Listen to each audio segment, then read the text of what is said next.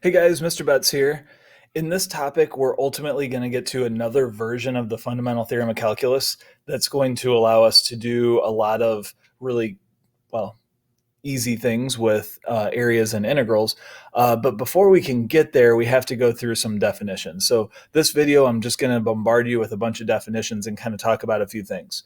So we spent the first half of the year talking about something called a derivative, and a derivative represents a rate of change. Well, if we undo a derivative, we get what's called an antiderivative. So essentially, an antiderivative is a function whose derivative is the function. So for example, if f of x is 2x, an antiderivative of f of x, which I'll call big F for now. There's no general notation for an antiderivative like we have prime notation for derivatives. So f of x is going to be, say, x squared. Now, I do want to point out, and I'll talk more about this later, but I want to point out that x squared plus 1 is also an antiderivative. X squared plus 12 is also an antiderivative.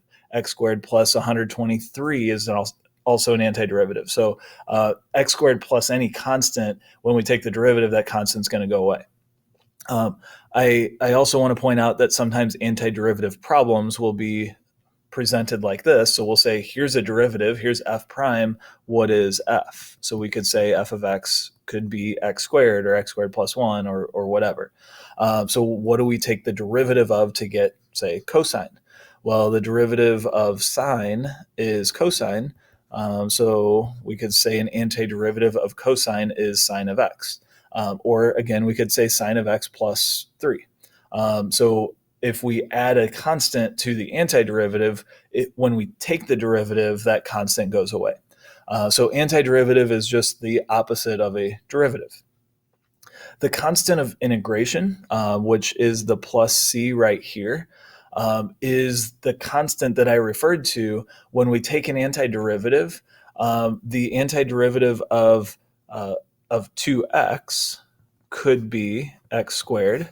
It could be x squared minus 17. It could be x squared plus pi. And all of these solutions, even the x squared, if we put a plus 0 on there, are in the form f of x equals x squared plus some constant. So this constant here, that's called the constant of integration. And anytime we take an antiderivative, unless we have reason to not do this, we want to give the most general answer, which has that plus c. So it has that constant of integration. So anytime we take an antiderivative, I just want to reinforce this, we're going to have that constant of integration on there. Another definition, a differential equation. This is a term that you may have heard from people who go off to college and take math classes. There are whole classes on differential equations, and a differential equation is essentially just an equation that has a derivative in it. So the first equation here has f prime. The second equation has dy dx. The third equation has dy dt. So it's a derivative, but with respect to t instead of with respect to x. And this last one here is actually a very common differential equation that we're going to see later when we're talking about exponential growth and exponential decay. But the point is, any equation that has a derivative in it is called a differential equation.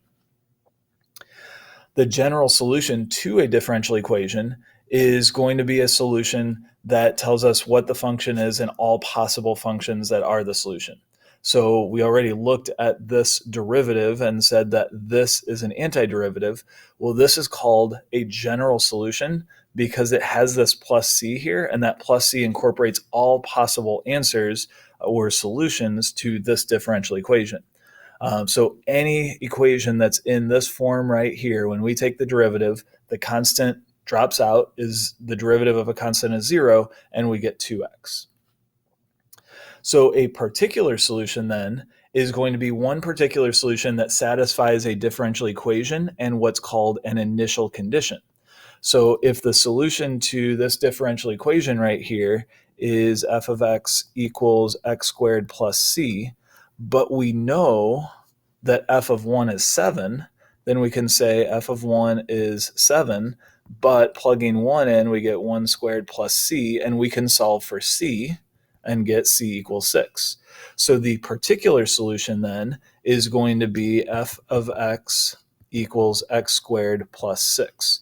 So this solution right here is one particular solution that satisfies both the differential equation and an initial condition.